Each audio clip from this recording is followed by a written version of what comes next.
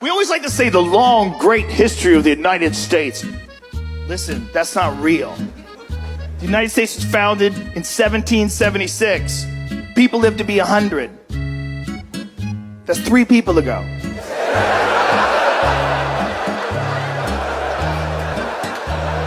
You're like, is he right?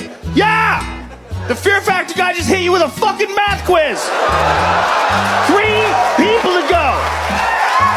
Listen to me.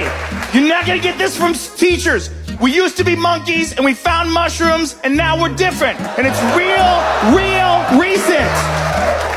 No one knows what's going on. 3 people ago, slave owners made boats out of trees.